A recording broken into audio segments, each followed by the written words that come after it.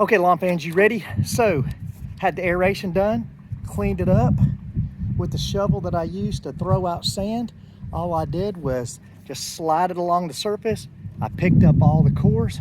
I brought them over here to an area that has gradually been filling in, but it's taken a little while to fill in.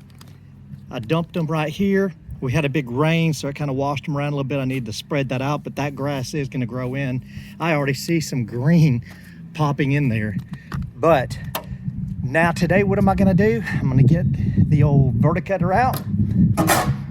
And what is a verticutter? Take a look here. The blades spin this way.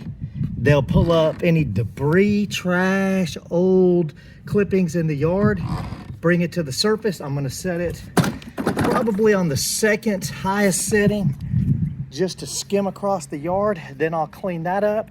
And then I'm gonna throw down a fertilizer on this. Again, this is a no push products channel, so if that's what you're looking for, you're in the wrong place.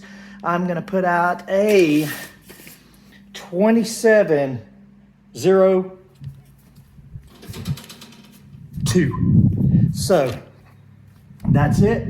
That's what's going on. That'll kickstart the yard. We are gonna hit the 80s this next week, and it looks like we are out of the winterish weather, low temperature. So the yard's really, really looking good. Coming in nice and green here. Looks good and level. I've got one spot I'm gonna work on this season, and it is a low spot right there. It needs to be built up some. And that's about it.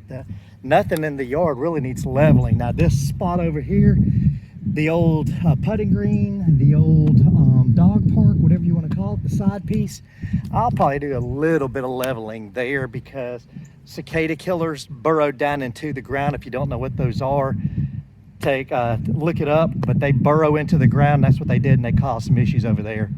So that's about it. That's what I'm doing right now. It is Easter weekend. Y'all have a good one. Bermuda Brian out.